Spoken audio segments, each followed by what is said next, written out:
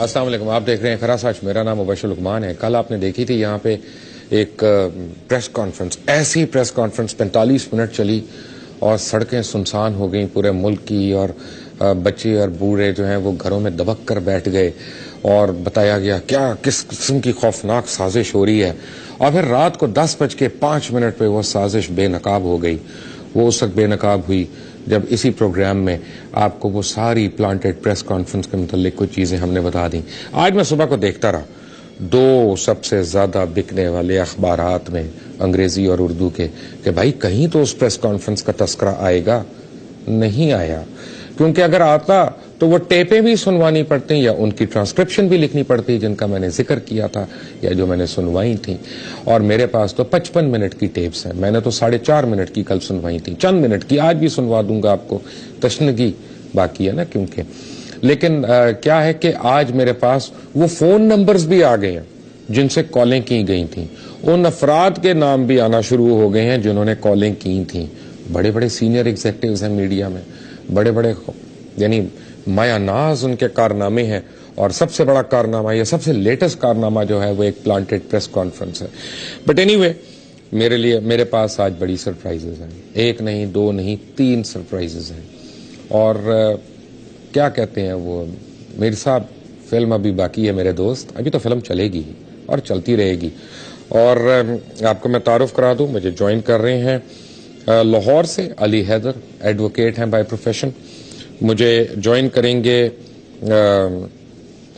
پشاور سے Amjad Malik sahab, bureau chief Geo TV کے Jang group کے. آج صبح تک تھے، اب نہیں ہے. اس کے بعد مجھے جوائن کر رہے ہیں خالد انصاری صاحب. خالد انصاری صاحب آڈیٹر ہیں بائی پروفیشن. اور انصاری صاحب آپ کا میں پورا تعارف کرا دیا تو ابھی بڑے لوگوں کے جو ہے نا وہ ہاتھ سے چائے شائی گر جائے گی. آپ ذرا تھوڑی دیر صبر کر کے بیٹھیں. سب سے پہلے شروع ہوتے ہیں کل کی، جہاں پہ ہم نے فلم کی حصہ چھوڑا تھا نا. آج اس انٹرول کے بعد کچھ ٹیپیں سنتے ہیں کل کی پلانٹڈ پریس کانفرنس سے پہلے کی، اور جس طرح وہ بھونڈے انداز سے کی گئی. اور اس میں یعنی یہ باتیں بتانے کی کوشش کی گئی کہ ہم ان کے سوالوں کا جواب نہیں دے سکتے، لیکن ہم ان کی ذات پہ کیچڑ اچال سکتے ہیں. ہم نہیں کیچڑ اچالیں گے آپ کی ذات پہ. میر صاحب میرے پاس بھی ایک بڑی خاص ٹیپ آئی ہوئی ہے، میں نہیں چلاؤں گا. وہ آپ جو مرضی کر لیں، میں نہیں چلاؤں گا کیونکہ میں گری ہوئی حرکت نہیں کروں گا انشاءاللہ. تو لیکن یہ تو بہرحال پلانٹڈ پریس کانفرنس ہے، اس کی تو میں نے ٹیپیں سننی ہے اور عوام کا حق ہے کہ وہ بھی سن لیں. ذرا آج دوبارہ سے سن لیتے ہیں کچھ چیزیں، پھر میں آپ کو نمبرز بھی بتاتا ہوں، نام بھی بتاتا ہوں. ہیئر دس. آج وہ آپ کے ادارے کی نا بڑی والی گاڑی آئی ہوئی تھی. جی وہ انتہائی بحالت مجبوری جب راستے میں وہ آیا، بولا بنے گا بھائی یہ پرنٹ والی مت لے جانا ہے.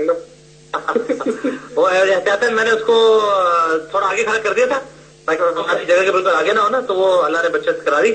تو انشاءاللہ آج بڑی ضرورت ملاقات ہوئی. اور جو بڑے والے صاحب تھے، بوڑھے صاحب، ان سے تو ملاقات ہی ہو سکی کیونکہ وہ ہماری کیونکہ مصروفیت ایسی ہو گئی تھی. تو انشاءاللہ وہ کہہ رہے تھے کہ کل پرسوں ملاقات کریں گے. سلیمان صاحب کی طرح ہمیں ملاقات کے لیے بلائیں صبح 10:30 بجے. کل صبح انشاءاللہ 10:30 بجے. تو میں نے کہا آپ سے پوچھوں، جگہ پہ میں نہیں پوچھا، لیکن آبویسلی انڈرسٹوڈ ہے کہ وہی پرانے والی جگہ پہ ہوگا. وہی پرانی جگہ پہ ہوگا. آپ یہ بھی ان سے پوچھ لیجیے گا. اور گاڑی کا آپ کو میں نے کہا یاد کرا دوں، تو کس طرح آپ کریں گے، یا میں اسی کو ڈرائیور کو فون کر لوں؟ نہیں وہ تو رینٹ کر رہا ہے. ٹھیک ہے کروا کے آپ کو نمبر دیتا. بڑی مہربانی. ٹھیک ہے چلے میں بہت شکریہ جی، بہت شکریہ.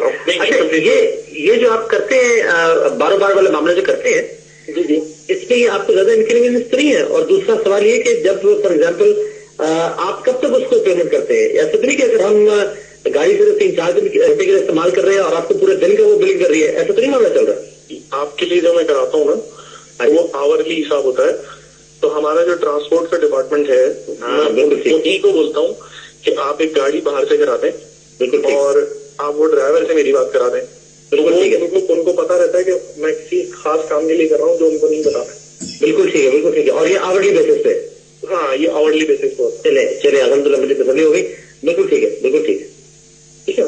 آپ میں بھی ان چیزوں کا بہت خیال کرتا ہوں. آپ بھی نہیں ماشاءاللہ یہ تو جب میں نے کہا نا آپ سے تو مجھے پتا کہ ماشاءاللہ ادارے کی طرف سے ہے، لیکن یہ مجھے صرف یہ تھا کہ جو ہے نا وہ زیادہ جو ہے نا وہ بوجھ نہ ہو، لیکن یہ آرڈی والا معاملہ بہت مناسب ہے آج کل.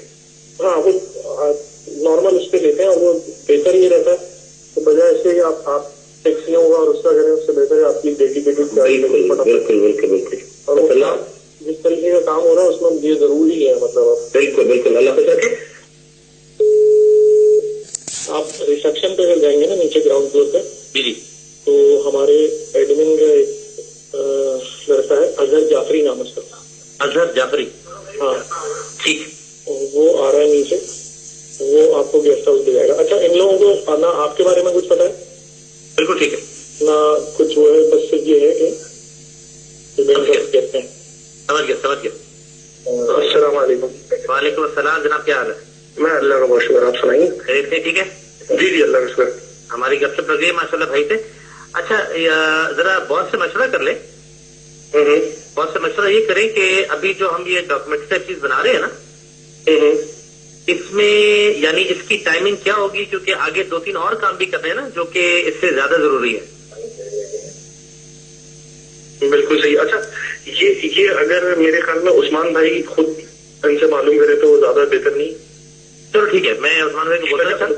ہاں اس کی وجہ یہ ہے کہ یہ کانٹینٹ یہی دیکھ رہے ہیں نا. جناب والا اللہ خوش رکھے، میری بات ہو گئی سلمان صاحب سے، ان کا فون آ گیا تھا. جی بالکل آپ نے مجھے بتایا.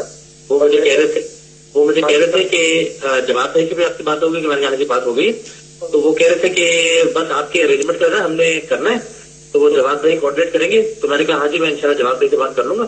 تو اب انشاءاللہ بس ہم آپ کی چال کے لیے انتظار کر رہے ہیں، جیسی آپ کو فرصت ملتی ہے نا. اس پہ تو میں نے اس وجہ سے میں نے ہمارے پاس جو ایڈمن میں صاحب ہے میں نے ان کو لگا دیا 3 جگہ پہ. بالکل ٹھیک ہے. اور وہ 3 جگہ کیا ہے وہ سنیے آپ. میں نے ان سے کہا کہ ایک تو آپ مجھے کسی ہوٹل سے کر کے دیں. ٹھیک ہے. میں ایسا ٹھیک ہے بھائی. اگر ہم منتھلی بیسس کے اوپر ایک روم ایسا لے لیتے ہیں جو ایک کمرہ اور لاؤنج کے ساتھ روم ہو. لاؤنج بھی بے شک نہ ہو، صرف ایک کمرہ ہو، اچھا بڑا کمرہ اور ایک اچھا باتھ روم، بس 7 باتھ روم. آئے وہ کل طاہر اشرفی صاحب بھی ایک فوری طور پر پریس کانفرنس کر رہے تھے، کچھ انہوں نے علماء دین بھی بٹھائے ہوئے تھے اپنے ساتھ. طاہر اشرفی صاحب آپ کی بھی فون کال ایک مل گئی ہے مجھے، کیا کروں میں، اب فون کالز آئی جا رہی ہیں تو میں کیا کروں یہاں پہ. میں کہتا ہوں بھائی مجھے نہ بھیجو، پورا پاکستان جو ہے وہ مجھے ہی کوئی نہ کوئی چیز بھیج رہا ہے. طاہر اشرفی صاحب اپنی اور عماد خالد کی بات تو سن لیں، یاد آ جائے گا آپ کو بھی کہ آپ نے کون سا محاذ اکٹھا کرنا ہے. ہیئر دس. السلام علیکم ورحمۃ اللہ وبرکاتہ. وعلیکم السلام. کیا حال ہے آپ کی؟ خیریت سے ہے؟ آپ نے پہچان لیا جناب والا؟ بالکل پہچان لیا. آپ تو ایسے غائب ہوئے ہیں کہ بالکل ہی. جناب غائب اس لیے ہوئے تھے کہ اپنے عزیز کے خلاف سپریم کورٹ میں مقدمہ دائر کر رہے تھے، آپ کے عزیز ایڈوکیٹ حشمت علی حبیب صاحب کے ساتھ مل کر. اور کل دائر کر دیا اور الحمدللہ نیوز رپورٹس بھی چلنا شروع ہو گئی. ٹی وی پہ چینلز نے بھی 2 چینلز نے دکھایا. بغاوت کا مقدمہ ہے. جتنے بھی اس بندے نے پاکستان فوج کو برقرانے کے لیے ہماری ٹاپ لیڈرشپ کے خلاف جتنے بھی اس کے ناکام ڈیزائن تھے وہ شواہد اور ثبوتوں کے ساتھ 150 200 250 ثبوت الحمدللہ جمع کرائے. اور اس کی ابھی جو ہے نا وہ 3-4 دن کے بعد پتہ لگے گا کہ وہ ایکسپٹ کرتے ہیں کہ نہیں کرتے. وہ ابھی اسکروٹائز کر رہے ہیں اس کو، ایک طریقہ کار جو ہوتا ہے سپریم کورٹ کا. تو اس کے بعد وہ والا کام کرنا ہے جو آپ نے جس کا ذکر 22 جولائی والے پروگرام میں کیا تھا، وہ دوسرا کیس بنے گا. آپ سمجھ گئے؟ بالکل صحیح ہے. اس کے لیے آپ جیسے حضرات کی ظاہری باتیں ضرورت پڑے گی اور بہت سارے آپ نے ماشاءاللہ جو ایک فضا قائم کی ابھی الحمدللہ دوبارہ میڈیا پہ آ کے آپ کا میں نے ماشاءاللہ وہ کربلا کا پروگرام میں نے دیکھا 3 بار وہ کیبل ٹی وی پہ. ماشاءاللہ بڑا مزہ ہے دیکھ کے. آپ نے جو بات کی اس سے مسلمانوں کے دل جڑیں گے اور بڑا اچھا لگا. دوسرا جب میں آپ کے علاقے میں آؤں گا میں آپ سے ضرور ملوں گا. اور اب یہ جو علماء اور مفتیان والا یہ جو نگر ہے نا، اس ڈگری پہ آپ نے ہمیں لے کے چلنا ہے انشاءاللہ. اور تمام مکاتب فکر کو آپ نے جمع کر کے ایک محاذ کھڑا کرنا ہے انشاءاللہ. اللہ خیر. میں نے آپ کو ٹویٹر پہ تو بھیج دیا تھا، آپ مجھے اپنا ای میل ایڈریس دینا ذرا. میں آپ کو ابھی ایس ایم ایس مجھے ایس ایم ایس کر دیجیے. जज़ाकल्लाह। महाज खड़ा करना है। हाँ जी हो जाएगा इंशाल्लाह। आप मुझे ट्विटर पे मैंने किया था, मुझे ईमेल बता दें। चंद नाम जो यहाँ पे डिस्कस हुए, मसलन जवाद मलिक, ये जियो टीवी कराची से हैं, लॉजिस्टिक डिपार्टमेंट से। इनका फोन नंबर 0322200791, ये इस्तेमाल हुआ, कॉल लॉग में देख लें। एम उस्मान, ये न्यूज डेस्क के इंचार्ज हैं और जियो तेज से आपका ताल्लुक है और कंटेंट देखते हैं। 030822238696। सुलेमान जो है बहुत इंपॉर्टेंट कैरेक्टर है इस पूरी गेम का। सुलेमान जो है एग्जीक्यूटिव ऑफिसर हैं और मीर शकील और रहमान के बहुत खास बंदे हैं। 030082994448। अजहर जाफरी ऑफिसर हैं ट्रैवल एडमिन ऑफिस के, उनका भी आप जियो की डायरेक्टरी में नाम और नंबर देख सकते हैं। ये सामने आपकी स्क्रीन पे मैं कोशिश कर रहा हूं कि चलता रहे। और इनमें से जिन साहब को भी आपने फोन करके बताना हो कि आप उनके मतलब क्या समझते हैं, प्लांटेड प्रेस कॉन्फ्रेंस कराने के लिए, प्लांटेड शोज कराने के लिए, लोगों पे कीचड़ उछालने के लिए, आप उनको प्लीज बताइएगा।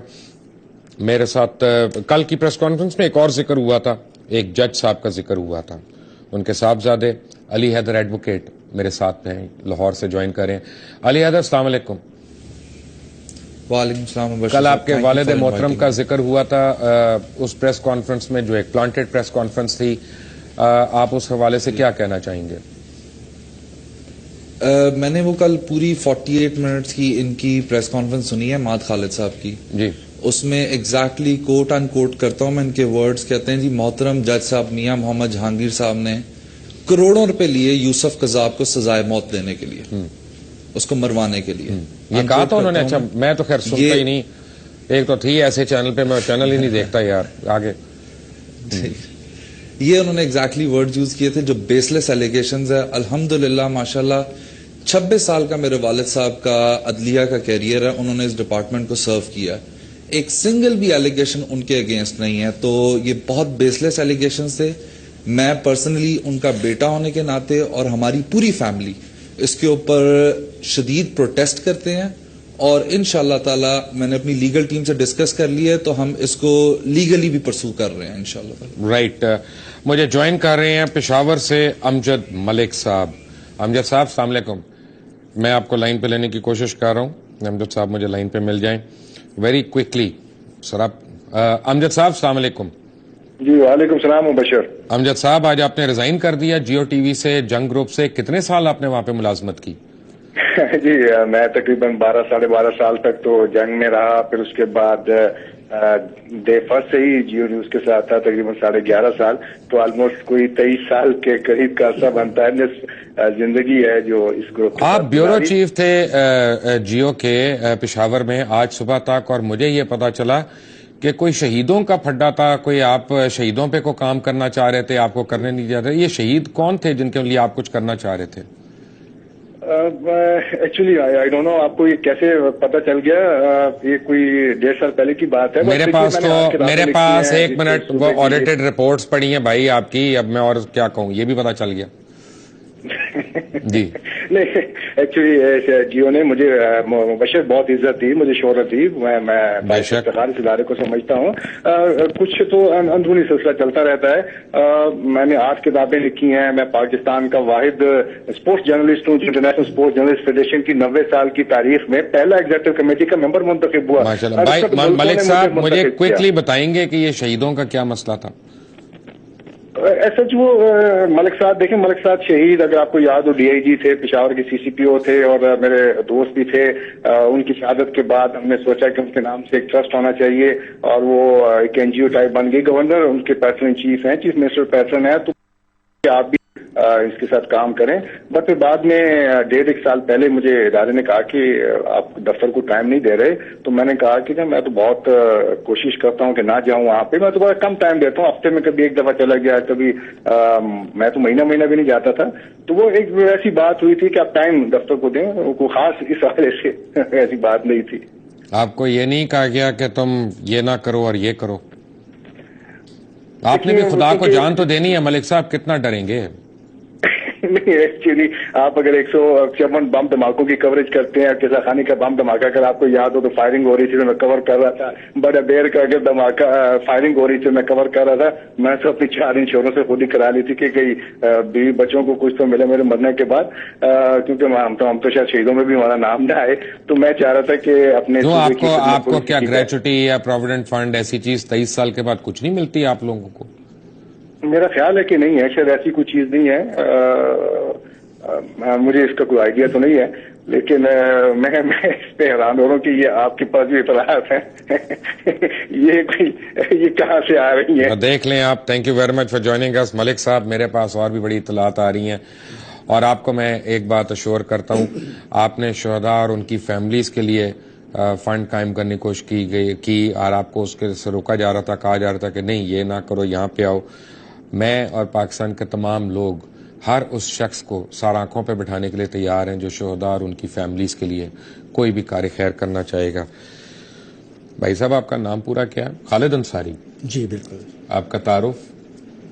آپ آڈیٹر ہیں؟ نام آپ نے بتا دیا. بائی پروفیشن آپ آڈیٹر ہیں؟ جی پروفیشنل آڈیٹرز. آپ نے جنگ گروپ کا، جیو کا، ان کی کمپنیوں کا کتنے سال آڈٹ کیا؟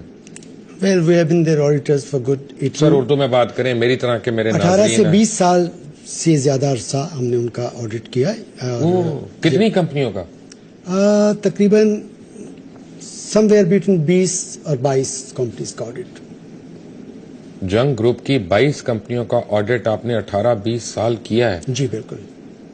اور پھر آپ ان کے خلاف عدالت میں چلے گئے؟ جی مجبوریاں بھی ہوتی ہیں. میں ابھی یہ پوری بات نہیں بتانی، میں تو چاہتا ہوں میر شکیل الرحمان صاحب دیکھیں اور سنیں کہ آپ کیا کہہ رہے ہیں. اگر میر صاحب آپ دیکھ رہے ہیں تو بڑی اچھی بات ہے، ورنہ یہ سلیمان صاحب آپ تو دیکھ ہی رہے ہیں نا، آپ کے پاس ان کا ڈائریکٹ نمبر ہے، فوراً ان کو کال کر دیں. وہ ان کو کہیں کہ وہ خالد انصاری صاحب یہاں بیٹھے ہیں اور پروجیکٹ کے بعد کچھ کہنے والے ہیں. اور کیا مجھے تو ایک گانا یاد آ رہا ہے بار بار، لیکن میں ابھی نہیں سناؤں گا، بریک کے بعد سناؤں گا. Take a break.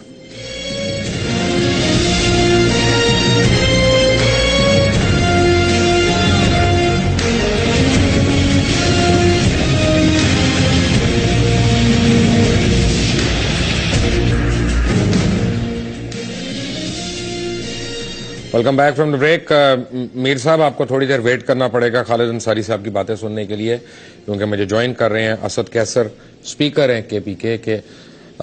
اور آج جو ایک اتنا اندوناک واقعہ ہوا، میں اس کے متعلق ایک بات کہنا چاہتا ہوں پہلے، اس سے پہلے کہ میں اسد صاحب کے تاثرات میں لوں. جو لوگ آج کہہ رہے ہیں کہ یہ ہنگو کے اوپر ڈرون حملہ ہوا اور یہ ڈرون حملہ جو ہے اب KPK کے اندر ہو گیا میں اور پاکستان کے اندر ہو گیا، میں ان سب لوگوں کی کریکشن کرنا چاہتا ہوں. آپ لوگ غلط کہہ رہے ہیں. جو پہلے ڈرونز آتے رہے وہ بھی پاکستان کے اندر آتے رہے ہیں، اور یہ سوچنا کہ یہ پاکستان میں آیا اور وہ پاکستان میں نہیں آیا، میں اس بات سے بالکل ایگری نہیں کرتا.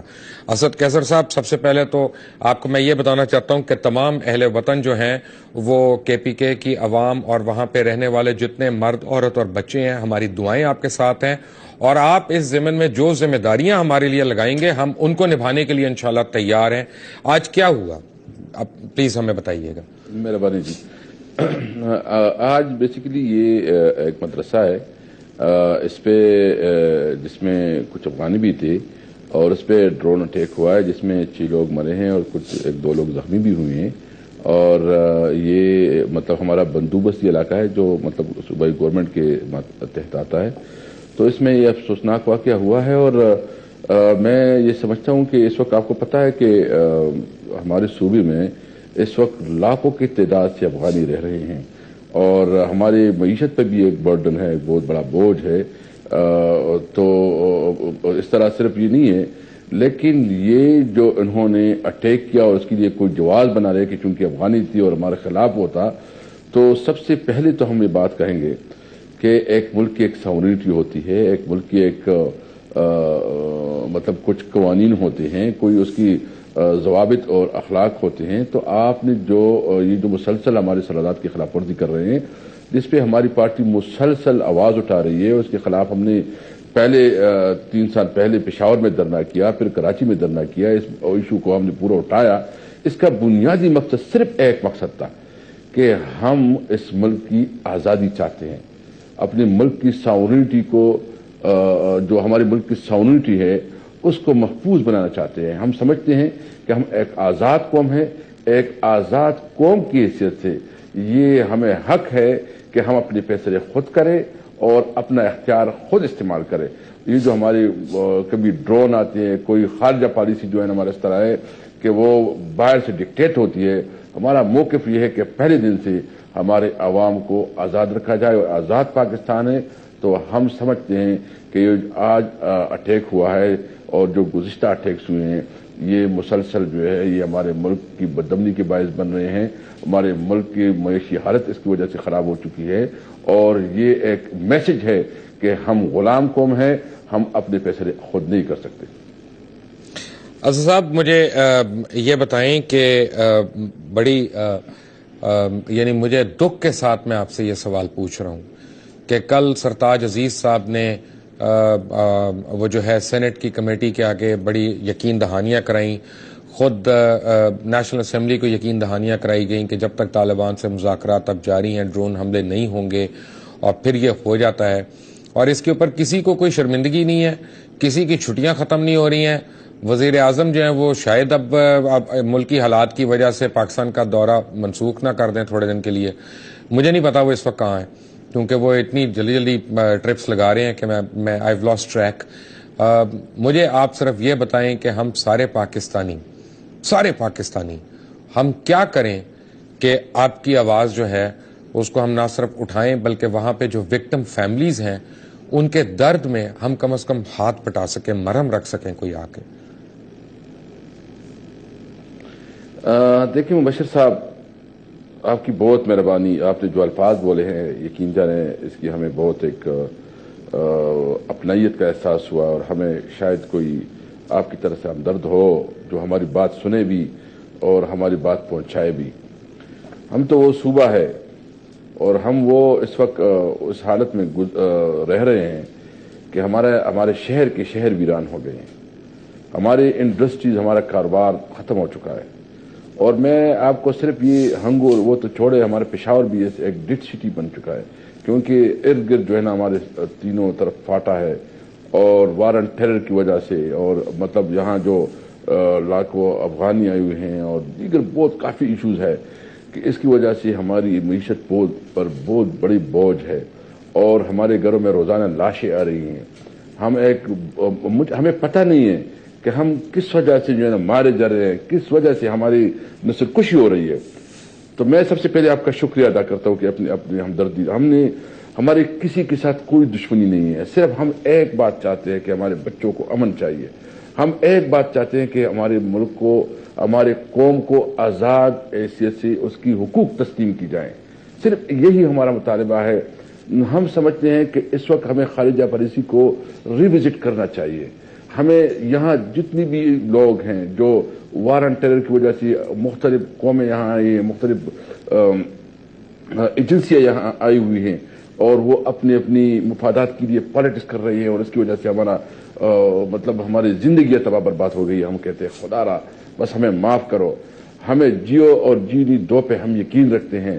ہم سمجھتے ہیں کہ بس ہمیں صرف اور صرف امن دو, ہمیں کوئی چیز نہیں چاہیے, ہمیں نہ کسی کی ایڈ چاہیے, ہمیں صرف چاہیے تو ہمیں امن چاہیے. ہمارے ملک کے اندر ہمیں ڈکٹیشن سے اگر ہماری لیڈرشپ چاہے, یہ تو لیڈرشپ کی رسپانسبلٹی ہوتی ہے کہ وہ اپنے عوام کو پروٹیکٹ کرے. یہ لیڈرشپ کی ابھی خاص کر اس وقت موجودہ حکومت جو وفاقی حکومت ہے اس نے اس لیے مینڈیٹ لیا تھا کہ ہم امن قائم کریں گے, ہم آزاد خارجی پالیسی دیں گے. تو میرے خیال میں یہ ٹائم ہے کہ ابھی سٹینڈ کرے, بات کرے. دیکھیں قومیں جو ہیں وہ زندہ قومیں تب بنتی ہیں جب وہ اپنے مطالبات کھل کر بیان کر سکتی ہے اور اپنی ایشوز پہ سٹینڈ کر سکتی ہے. میں جو سرتاج عزیز صاحب کے بیان آیا مجھے بہت افسوس ہے کہ آج اس کا بیان بھی آیا اور آج ایک بہت بڑا ڈرون اٹیک ہوا ہے جو کھلا مذاق ہے. تو میں مبشر صاحب میں یہ کہتا ہوں کہ اگر ہمیں امن ملے تو میں گارنٹی سے کہتا ہوں میں یہ صوبہ جو ہمارا ہے یہ سونا اگلے گا. ابھی میرے پاس آج کی ڈیولپمنٹ ہے, میں آپ کو تھوڑا دکھانا چاہتا ہوں کہ آج جو ڈیولپ ہمیں کسی قسم کی ایڈ کی ضرورت نہیں ہے. ہمارے صوبے میں اتنی پوٹینشیل ہے. جو ہمارا ساؤتھ ہے جس میں کرک ہنگو اور یہ ٹل جہاں یہ ڈرون اٹیک ہوا ہے, آج جہاں ایک کنویں سے ہماری دور حکومت میں ایک کنویں سے آج جو ہوا ہے 7,200 بیرل پر ڈے آئل کی دریافت ہوئی ہے, جو سب سے قیمتی یعنی سعودیہ میں جو جس کی کوالٹی ہے تیل کی, اس کوالٹی کی تیل آج اس کی ایکسپلوریشن ہوئی ہے 7,200 بیرل, اور اسی کنویں سے 28 ملین کیوبک گیس ایک دن میں پیدا کرے گا. یعنی اس کی جو قیمت ہے ڈیلی بیس پہ $1.5 ملین پر ڈے ہوگا. یعنی $1.5 ملین پر ڈے ہم اس کنویں سے ہمیں آمدن ہوگی.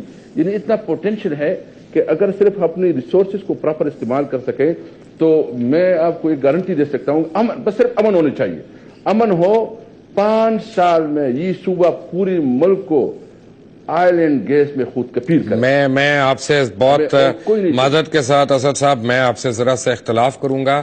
میں جانتا ہوں اور یہ میں بالکل بلیف سے کہہ رہا ہوں کہ ہمارے جو پٹھان بھائی ہیں وہ دنیا کے سب سے زیادہ محنتی اور خوددار اور عزت سے روٹی کمانے والے قوم ہے, اور وہ 5 سال آپ کہہ رہے ہیں, میں کہہ رہا ہوں 5 مہینے میں وہ اپنے صوبے کی کایا پلٹ کے رکھ دیں گے اگر ان کو امن مل جائے اور ان کو سکون مل جائے. سوری, میں آپ سے اس بات پہ ڈس ایگری کروں گا.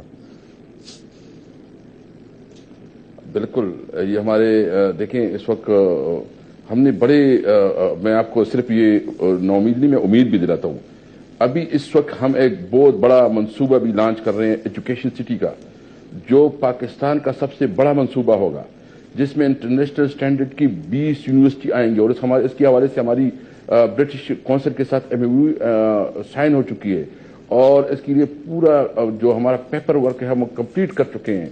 بڑے منصوبے پہ کام ہو رہا ہے. انشاءاللہ تعالیٰ دیکھیں گے یہ جو ہم اس وقت جو عمران خان جو سب سے زیادہ وہ ڈرون اٹیک کے اوپر اور نیٹو سپلائی کے اوپر اور اس ایشوز پہ بات کر رہا ہے, بیسیکلی اس وجہ سے تو ہمارے سارے مطلب اس وقت ہم فرنٹ لائن صوبہ بنی ہوئی ہیں, اور ساری جنگ تو ابھی فرنٹ لائن صوبے کی عملاً جنگ تو ہمارے صوبے میں ہو رہی ہے. تو ہم سمجھتے ہیں کہ یہ ان مسائل سے ہم تب نکلیں گے کہ ہم اپنے فیصلے آزادی سے کریں. یعنی ہمارے پشتون کلچر اپنا ایک طریقہ ہے, ہم جرگوں سے بڑے بڑے مسائل حل کرتے ہیں, مذاکرات سے ہمارے ہر قسم کے ایشوز حل ہو سکتے ہیں, جتنا بھی کرانک لوگ کیوں نہ ہو. لیکن ہمارا ایک کلچر ایک ٹریڈیشن ہے کہ جب جرگے بن جاتے ہیں نا تو اس کی رسپیکٹ کی جاتی ہے. اور میں اب بھی یقین سے کہہ سکتا ہوں کہ ہم اپنے مسائل کو حل کر سکتے ہیں. ہمیں اختیار دیا جائے, وفاق ہمیں اوپن چھوڑ دے کہ بھائی اپنی صوبے میں کرو فیصلے, ہمارے اوپر جو ہے ہمیں مسائل نہ پیدا کرے. ہم گارنٹی کہتے ہیں کہ اس صوبے میں ساری امن قائم کریں گے, لیکن ایک یہ ہے کہ ہمیں فوراً کی جو ایگریشن ہے اس سے نجات دلائی جائے. ہم سمجھتے ہیں کہ ہماری پاک آرمی ایک مضبوط آرمی ہے. اصل کیسر صاحب, مجھے یہ بتائیے گا کہ آپ لوگوں کا جو مظاہرہ ہے وہ کس دن اور کس وقت ہے, تاکہ میرے ناظرین کو پتا چلے جو ڈرونز کے خلاف اور نیٹو سپلائی کو روکنے کے لیے آپ لوگ کر رہے ہیں. یہ انشاءاللہ تعالی 23 تاریخ کو 2 بجے ہوگا, جس میں چیئرمین آئے گا, اور میرے خیال میں اس کی بہت بڑی ضرورت ہے کہ اس حالات میں جب بھی صوبے میں کوئی اس قسم کی تکلیف آتی ہے تو وہ پہنچ جاتا ہے. یعنی جب سیلاب آیا تھا تو سب سے پہلے وہی پہنچے تھے, جب IDPs جو آئے تھے تو سب سے پہلے ابھی وہی پہنچے تھے, اور جب یہ ایشوز ہے خاص کر اس وجہ سے ہمارے لوگ بہت ڈپریس ہے توڑوں لوگوں میں, تو عوام کو امید دلانے کی میں ویسے آپ کو اور آپ کی کیبنٹ اور آپ کے CM اور سارے لوگوں کو ایک بات پہ میں سلام پیش کرتا ہوں کہ جو وہاں پہ سیکیورٹی کے حالات ہیں, آپ لوگ جس طرح سے پھرتے ہیں اور جس طرح کی گاڑیوں میں پھرتے ہیں, میں کہتا ہوں سلام ہے آپ کو کہ آپ صرف رب کی ذات سے یعنی ڈرتے ہیں اور انسان کے بنائے ہوئے ہتھیاروں سے نہیں ڈرتے.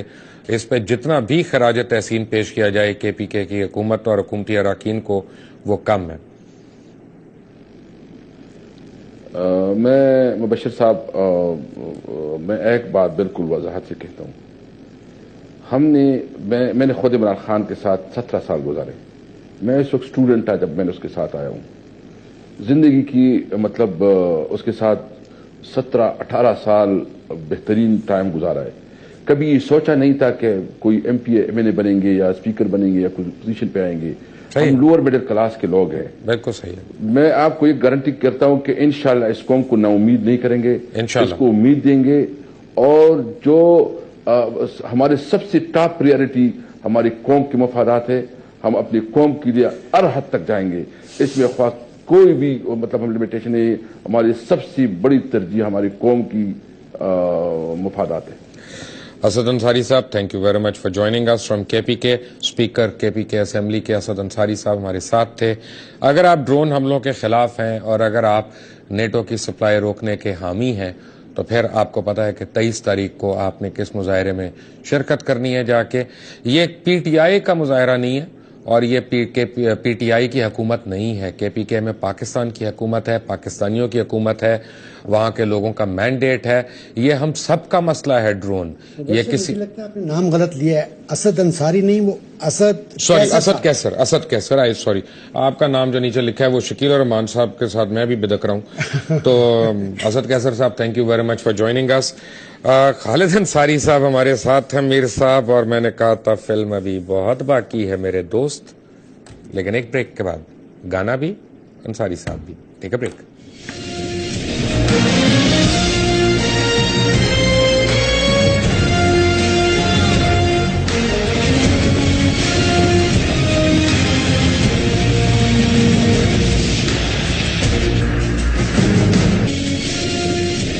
Welcome back from the break. اور اگر آپ بریک سے پہلے دیکھ رہے تھے تو خالد انصاری صاحب ہمارے ساتھ بیٹھے ہیں, اور میر صاحب کے, میر شکیل الرحمان صاحب کی جتنی کمپنیاں 19, 20, 22 پتہ نہیں ان کے آپ 18, 19 سال آڈیٹر رہے ہیں.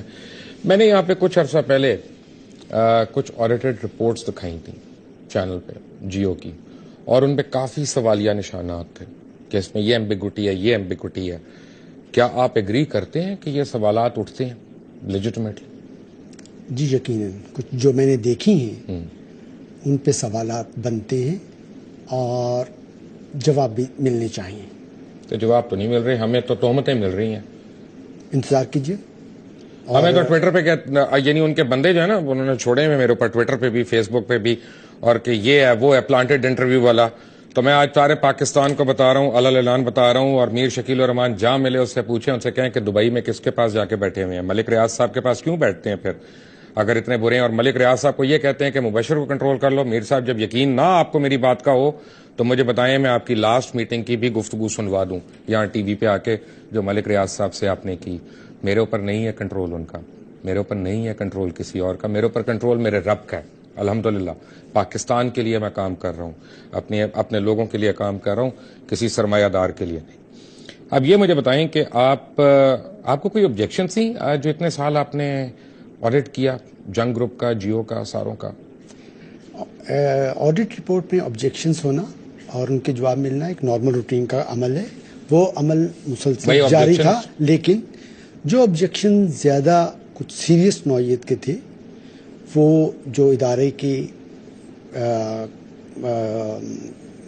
متعلقہ آفیسران یا متعلقہ مینجمنٹ کے لوگ تھے ان تک پہنچایا گیا. جہاں ایگری ہو گیا وہاں پہ ہم چپ ہو گئے, جہاں وہ ایگری نہیں ہوا یا جس کے صحیح جواب نہیں ملے اس کو آڈٹ رپورٹ میں لکھ دیا گیا, اور وہ آڈٹ رپورٹس جو ہیں وہ یقیناً موجود ہیں.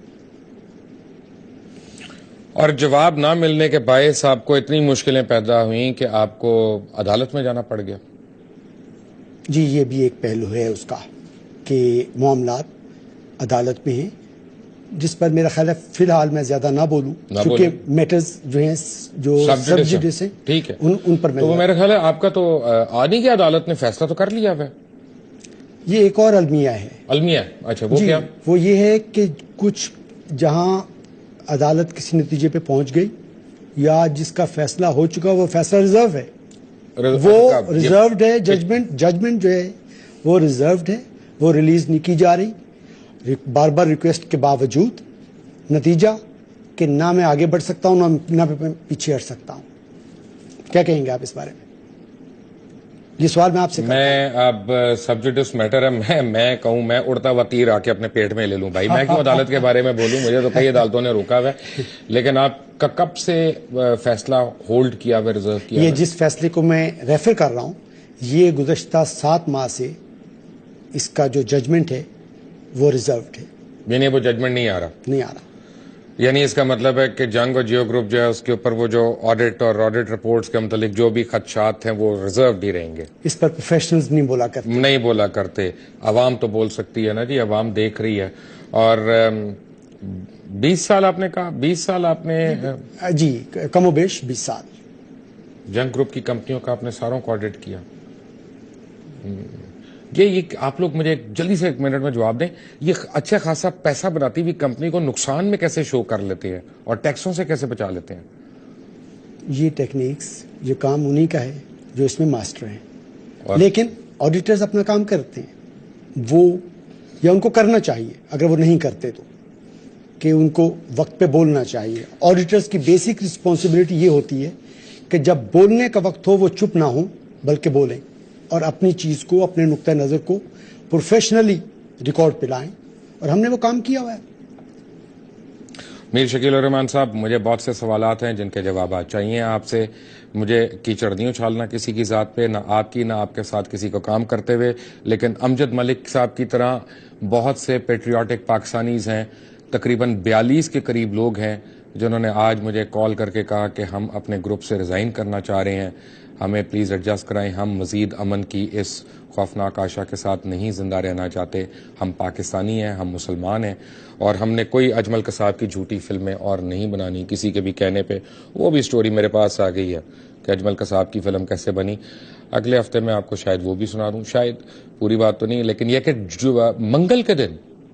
منگل کے دن کے میرا شو ضرور دیکھیے گا. میں آپ کو ایڈوانس میں بتا رہا ہوں, اللہ نے اگر خیریت رکھی, زندگی رہی, تو منگل کو ایک اور میں آپ کو چیز دکھاؤں گا جو بہت بڑی چیز ہے. اور خالد انصاری صاحب میرے پاس ہی بیٹھے ہیں, ابھی وہ جو باقی آڈیٹڈ رپورٹس ہیں, 4 آڈیٹڈ رپورٹس میرے پاس پڑی ہیں, وہ میں اب ان کے آگے رکھوں گا کہ تفصیل میں ذرا مجھے بتائیں کہ یہ آڈیٹرز گھپلے کرتے کیسے ہیں, اور ان رپورٹس میں ہے بھی کہ نہیں. آڈیٹرز نہیں کرتے. او بھائی کوئی تو کرتا ہے نا, پھر اور کون کرتا ہے؟ سٹیمپ کس کی لگتی ہے, مور کس کی لگتی ہے؟ سمجھیے نا بات, جو بزنس ہوتا ہے وہ آڈیٹرز کا نہیں ہوتا. آڈیٹرز اس بزنس کو واچ کرتے ہیں under certain legal mandate and under certain legal restrictions جو لا امپوز کرتا ہے. تو آڈٹ رپورٹ میں آڈیٹرز کو بولنا چاہیے, جیسا میں نے پہلے کہا, جب بولنے کا وقت ہو. چلے, anyway, thank you very much. Until the next time, اللہ حافظ.